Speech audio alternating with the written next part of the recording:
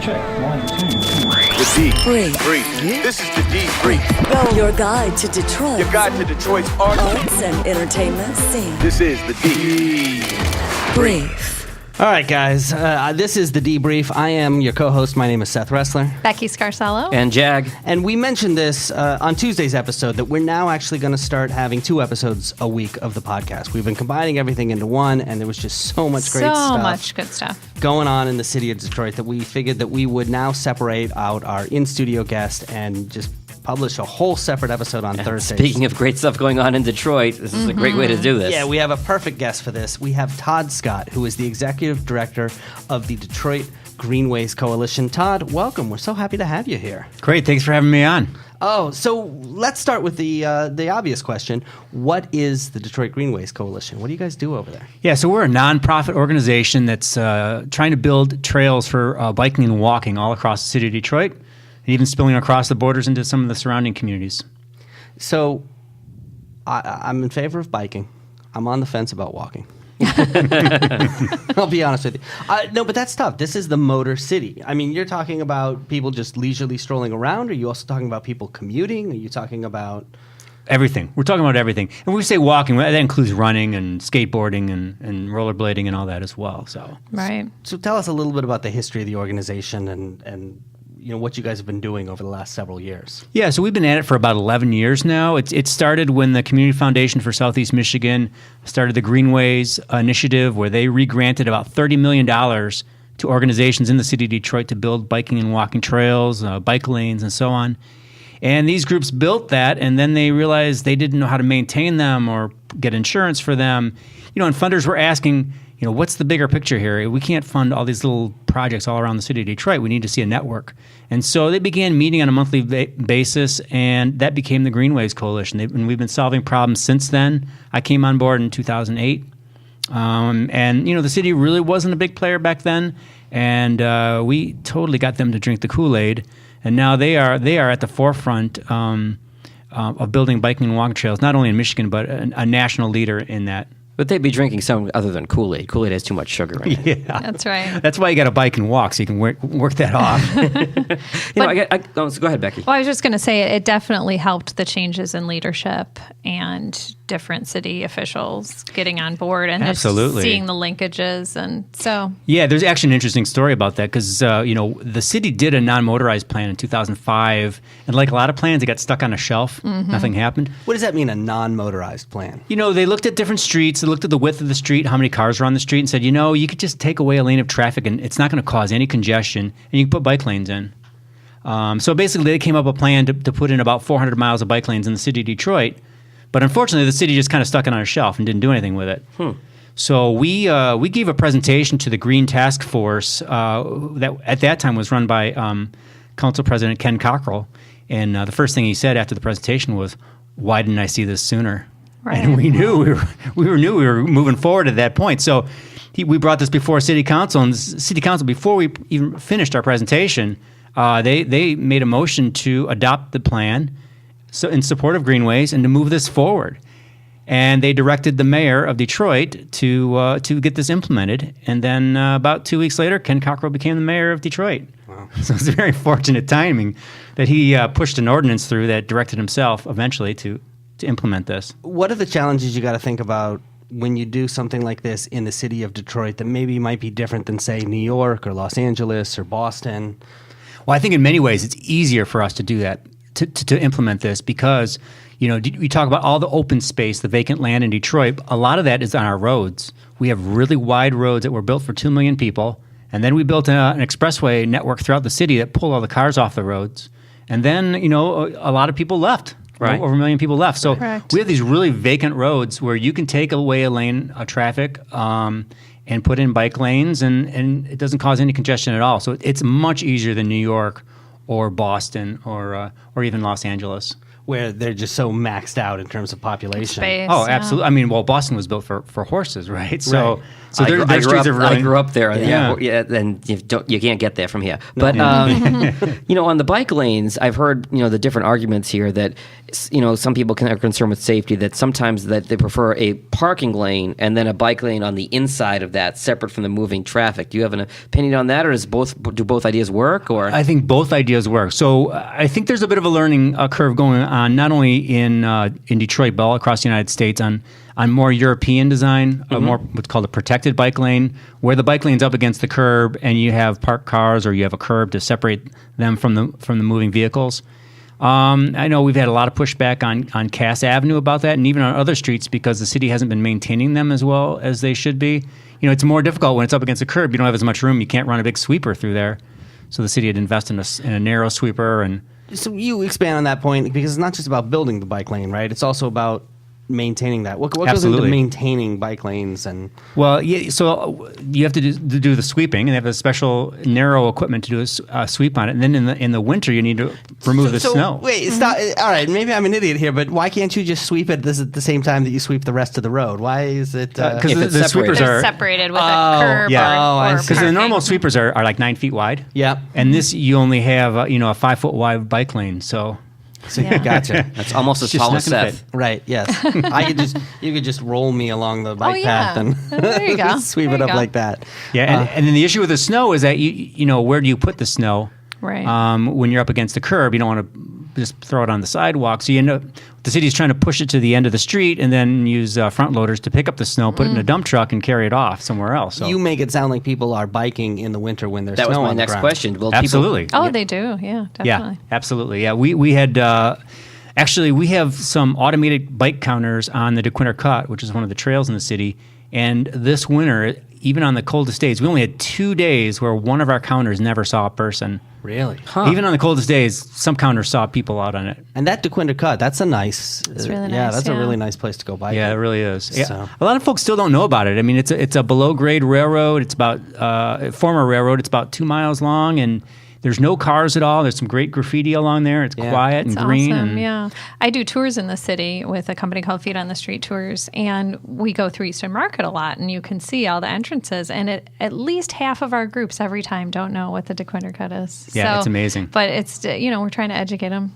Yeah, and a little history on that too. On that trail, that was just a railroad that was abandoned in the 80s, and it was overgrown, and a lot of graffiti artists were down there, but it was kind of sketchy. Definitely. A lot of stray dogs and that. When it was first proposed to turn that into a trail, the neighborhood said they weren't going to go down in that ditch. Wow. They felt unsafe. Right. They said, if I go down there and I push the emergency button, are the police really going to show up? And so they said no one's going to use it. And a lot of folks in the city felt the same way. This is a waste of time. And then once it was built, there was this grand opening ceremony with children and bands and food trucks. And then the community said, "Oh, I get it." It's really Yeah. embraced. And If then you they- have food trucks, they will come. Yeah. and then we started getting pressure. We're like, when are you going to make it longer? Right. Right. Well, that was Right. one of my Yeah. questions: is when are they going to make it longer? Well, we do. There is a grant. The Eastern Market and the city are working on a grant to extend the Dequindre Cut up to Grand Boulevard. Mm-hmm. They're in negotiation with the railroad that is currently there. I don't have any updates beyond that, but the plan is to extend it up to Grand Boulevard, go underneath Grand Boulevard, and then work our way over to Joseph Campo through Hamtramck. Now, Wow. that is something that's happening all over America, right? Is that they're taking these old railways and they're turning them into bike trails. Absolutely, yeah. It's called Rails to Trails. Rails to Trails, yeah. Yeah, and there's even an organization called the Rails to Trails Conservancy that was very active in the beginning in Michigan, and now they're the Michigan Trails and Greenways Alliance. Gotcha. So are we seeing that, and are we going to see more of that here in the Detroit area? Yeah, I think, at this point, a lot of the abandoned railroads are being converted. So you have the Dequindre Cut. Much of the riverfront is actually abandoned rail corridor. The city's been working on the Beltline Greenway. The city is one signature away from acquiring another 8 miles of abandoned rail corridor. Wow. Which Where? that will run from I-75 in McNichols. It'll head towards Focus Hope through Highland Park, and then goes south down to Dearborn. Oh, that's great. And that 8 miles will connect up with the bike lanes we have on West Verner, and that connects up to the Riverwalk, which connects to Dequindre Cut. That's the whole point, right? And, yeah, so that's we're Linking calling them that all. the Joe Louis Greenway. That's the 26-mile trail. Yeah. Right. Initially, it was called the Inner Circle Greenway, but after the demolition of the Joe Louis Arena, the mayor wanted to name something spectacular to honor Joe Louis's memory. So That's cool. So going to the Joe used to mean pucks and fights, and now going to the Joe might mean hopping on your bike and seeing the whole Being in city. nature. That's really Absolutely. cool. Yeah. and one thing that was interesting too at the naming ceremony, I found out that his son is actually on the board for the Rails to Trails Conservancy. Oh, Small wow. world. That's Yes. cool. That's really So that great. made it pretty easy. 26 miles is a good, in my younger days, I used to do that on a Saturday. Like, that's a good Saturday morning. You could do that now. Yeah, Yeah, it's I'd not have that to bad work of a up bike to ride. it, right? Yeah, You know what need they to say? get there. You know what they say, Seth? It's like riding a bike. Yeah. Yeah, you just need to get a e-bike, one of those There, electrically yeah. assisted I want bikes. one of those. So, what is the status of the Joe Louis Greenway? So the 8 miles we expect that to be purchased this summer, and then the city received a $2 million grant to plan it. Mm-hmm. So we expect the community planning to happen this year, so the folks who live along there can weigh in on what they'd like to see, art and parks and so on. And then they'll develop construction documents, and then the city just needs to find about $40 million to build it. When you talk to communities, what do you hear from them? I mean, are there ever concerns? This seems like it would be a good thing to have this in your neighborhood. Yeah, so it really depends. There's I think two different situations in Detroit. If you have folks who live on or near the trail, they love it because it raises property values. And we hear that with another greenway we're building on the west side called the Rouge River Greenway. I talk to folks and they're like, yes, let's put a trail along the Rouge River and it'll improve my property values. You get other areas where people are predominantly renting and they don't want the property values to go up because they can get pushed out. Oh, interesting. Yeah, to Yeah. gentrification and that sort of stuff a Exactly. little bit too. Okay. Yeah, so you really got to tie affordable housing policy in with greenway development. So as makes you sense, yeah. put the trail in, you also look for opportunities to have folks be able to live there and enjoy the trail. Affordably, yeah. And what does that actually look like? I mean, does that mean you partner with organizations that work on affordable housing, or? Well, yeah, the city actually already does that. So, Okay. so they're just going to be focusing some of that effort along the greenway corridor. Gotcha. Seth alluded to this a little bit, and I wanted to ask you about this, Todd. So, it's the Motor City, and people love their cars. And we saw the public transit bill get shot down last year. Do you see, and you say that the city council and all the politicians on board, do you see any, pushback additionally because, hey, this is a car city. We don't need all this bike lane stuff. Do you get some level of pushback on that? Yeah, we do. Like a third of the households in Detroit don't have a car. Mm-hmm. And so that's one big knock against that argument. It's an important statistic. Yeah, it really is. Very. And there's a lot of folks that rely on this on their bike or walking to get to the transit. So, it's very critical. So whenever we do projects like the Joe Louis Greenway or that, we always consider our transit connections. We look to see where people are getting on and off the bus and how can this trail help connect people to jobs. And there's a big safety component, right? Just having a safe way to get to your transit. And, Absolutely. Yeah, and that's where the maintenance comes in. So it's just all connected. Yeah, the safety is a big part of it because Detroit was a national leader in pedestrian fatalities. Wow, I did not know that. Yeah, we had the highest pedestrian Yeah. fatality rate of any major U.S. city. And no one was even close. Now, that's dramatically dropped in the last couple years that we're going to probably be coming out with a news release soon about it. We believe it's tied to the new public lighting system. When you say pedestrian fatality, are we talking about automobiles accidentally hitting people who are walking across the street, or are we also talking about victims of crime? No, we don't. We are only talking about cars and pedestrians. Gotcha. Yeah, so it was over 40 deaths per year. In just the city of Detroit? Just the city of Detroit. And just Wow. from simply, not having proper crosswalks or not having sidewalks and people are walking the Or street. the lighting, as you know. mentioned, yeah. Yeah. I will say this. The drivers here are crazy. I mean, Yeah. I've lived in a lot of cities, and I've never had to tap my brakes so much because people are tailgating me. I've never seen people. Every time I get in the car, there's somebody who's weaving in and out at like A lot of way too fast. aggression. It's a contact Yeah. sport. And as soon as you leave, as soon as you get like an hour outside of Detroit, all that goes away. Yeah, well, the problem with Detroit was we don't have a lot of police to do enforcement of that kind of thing. So Exactly. people are used to this little bit of Wild West. And historically, So- they have other priorities that they're Right. dealing with. I'm not going to Yeah, get pulled over because the absolutely. cops are too tied up doing other things. Absolutely. So what we can do is by designing our roads better so that you can't do that kind of stuff, Exactly, yeah. and the prudent driver sets the speed. And so we do get pushback from people saying, yeah, we heard from some prominent people in Detroit saying, when you take away a lane on Jefferson, I can't go really fast to get home in Grosse Pointe. Right. And we're like, well, Maybe you shouldn't. maybe you shouldn't be speeding on Jefferson. And so the city's like, the goal is to get you to go a consistent, steady speed, but not fast. So, timing the lights, getting everyone to go to the speed limit is ideal versus people going really fast in between red lights. That just comes off to me as so obnoxious I got to speed down Jefferson so I can get out of Detroit and get back to Grosse Pointe. I mean, there's a certain level of just almost arrogance there that just, yeah. Yeah, it's frustrating. When it comes to the greenways, what is the relationship? Because I know there's a lot of conversation about a regional transit authority, and there's pushback from some of the areas outside of Detroit and a lot of those little townships or cities. What is the relationship with those entities when it comes to greenways? Oh, the communities outside? Well, like a Ferndale or a Royal Oak or, they're Well, Ferndale's great. I mean, Ferndale's working really closely with Detroit on a number of things right now, including possible expansion of the bike share program, the MOGO. And they're talking about how do we connect up Livernois through Ferndale, through Detroit to the Joe Louis Greenway. So, I mean, if you live in this natural. area, this natural would be fit. phenomenal. Are there any areas where you get pushback? There has been pushback. I mean, I think it's really changed as we get more and more examples of what these trails are. There's less pushback.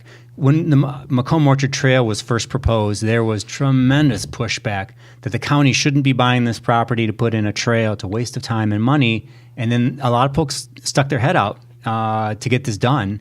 And now everyone kind of recognizes it's a huge asset. I love that trail. We'll Yeah. take our bikes and drive to that one because it's just really good, and it links up with, and you can go That's to kind Paint of like Creek. the and fear of what you don't know. Absolutely, yeah. yeah, it's interesting. So, how can the public get involved? Like, what would you suggest? Where do we find information? And Well, we try to keep our website fairly up to date, our Facebook page, and we have a Twitter account as well.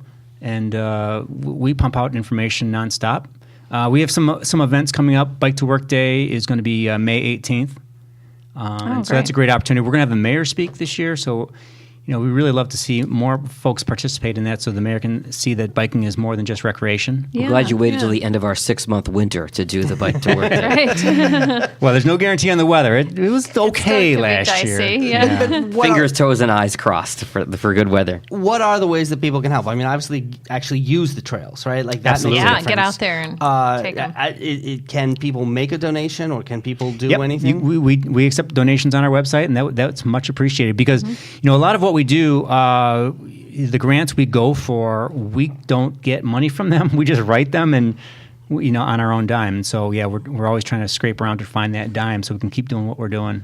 And in terms of showing support from a political point of view, I mean, whether it's putting pressure or calling or writing to, I mean, who should they be reaching out to show support for these kinds of projects? That's a good question because in some ways, we recently had this issue with the bike lanes on East Jefferson, and the mayor wanted to hear from just Council District 4 residents. And so he was afraid that a lot of folks from outside were going to come in and try to, bias the vote. So, we were specific about, but please don't voice your opinion at this meeting, and go to the one that's within your district. And it worked out really well. So you got to be careful. You don't want to come to a party and say, "Yeah, I'm from outside and I want something in your neighborhood." right. Yeah. I mean, that's not just in Detroit. That happens. Anywhere. Yeah. I mean, one of the first questions when you speak up, people say, "Where are you from? Are you from this neighborhood?" I'm from Grand Rapids, and I wanted to weigh in on the bike lanes on Jefferson. You mentioned the MOGO program. Has that made a difference? It has. Yeah. Yeah. So I mean, that was great. That Lisa Noskowski started that at Wayne State University. And then she's now part of the Downtown Detroit Partnership. And yeah, it was a new thing for Detroit. The city of Detroit was on board, and They were hoping to get 100,000 trips on Mogo in the first year, and they did that in less than 5 months. Wow. So, and their bike usage is equivalent to a lot of the major cities in the United States, like New York and Chicago. Is that in terms of volume or percentage of the population? No, it's in terms of how many rides per day per bike. Okay. Yeah, there's a number you use. So people are really using this program. Yeah, and one of the great things too, there's concern that it would be just for wealthier folks or not an equitable transportation solution. So Mogo really did a good job of coming out with a $5 annual pass if you're on state assistance. And they got about 17% of their annual users are also on state assistance. Wow. So it's helping people get around, all people, not just folks who have the means. Do we know how many people are using it for commuting to work, for example, versus something like recreation? Or there's that kind of data is not really. It's probably hard to get. It's difficult to get. Yeah, we're really struggling to try to get all this data. I mentioned we have counters on the Dequindre Cut. We're getting some other counters installed on Cass Avenue. We have some mobile counters. We have the Mogo data. So we're trying to figure out, how many people are riding their bikes in Detroit, so we can show the mayor and city council and others that this is a worthwhile investment. Sure. I was at CES this year in Las Vegas, and one of the things that really struck me is that transportation in cities is changing. It's evolving. That we used to think of it as, especially here in Detroit, 2 cars in the garage, and now more and more, we've talked about this before. You have nights where you're like, oh, maybe it's an Uber night. Exactly. Maybe I don't want to try and take the car downtown and park. And now you've got electric scooters and car sharing and ride sharing and bikes and all that kind of stuff. I mean, when you look ahead 5 years from now, 10 years from now, where do you think, your efforts are fall in with all these other modes of transportation that are emerging? Well, I think the interesting one would be the electrical bikes. So the state laws were changed, so those are now allowed on all the roads, and the lower powered ones are allowed on the trails. But I think that opens the door for a lot more people who say, I don't have the fitness to do this. Or maybe they have disabilities or they're elderly or something. This allows them to participate in this. And how do these bikes work? So you pedal it, and then when you need a little bit of help, you just run it on the electric. Yeah. I'm not familiar with them. Yeah, well, there's 3 classes of bikes. The first class is like you say, they're pedal assist. So as you pedal, it gives you a boost.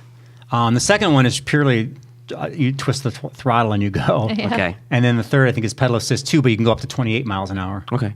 And this makes cities like San Francisco, where it's all hills, and Right. bikes are ridiculous. Now all of a sudden, bike is a realistic way of right. getting around town. And even if you do have the fitness, if you work in an office that maybe doesn't have a shower, or you might not want it. That is, I have a friend of mine who works at downtown, and he's a very good cyclist, and he lives in Ferndale, and he said he can ride the e-bike downtown faster than he could drive. Yeah. And not he doesn't get get so sweaty. Yeah. Exactly. You don't have to worry about your clothing as much. You can keep your clothes on, yeah. Oh, very cool. So we really need to think about how we design our trails and facilities to accommodate this kind of transportation. But I'd also say, too, the bike I ride is not much different than a bike that was ridden in the 1890s.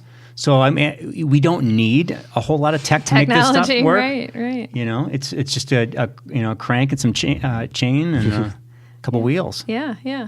Awesome. Well, I'm excited to take advantage of this now that They're great. The weather's finally warming up a little bit. In this podcast, we cover so many cool things that are happening in and around Detroit, and this is just another example of just several of the great things that are happening in the city. And it all connects. If I could mention one, you mentioned cool, and the coolest thing that has happened in Detroit that no one saw coming is the bike culture that has evolved out of the city that is different than any other city in the United States. You could look at Slow Roll, which is a Monday night ride. It started with a couple guys just doing an easy ride, inclusive.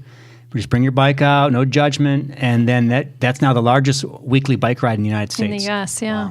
Wow. But then there's also now over 60 bike clubs in the neighborhoods of Detroit, and each one has their own uniform and identity and membership.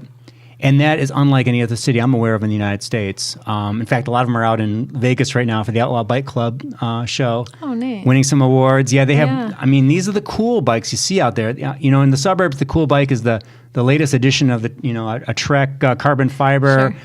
In the city, it's a bike that you built with a sound system and a lighting system. Yes. Yeah, the lights here, I've never seen anything like that anywhere else. Like, it's the unreal. Lights and the boombox. My girlfriend made me get the lights on my spokes so that I would fit in. Yeah. Well, if you're anywhere near Cass Park on Memorial Weekend, on that Saturday, they're going to have Coupe Day, which in the afternoon. Coupe Day is when they've been working on their custom bikes all winter long, and this is the unveiling of them.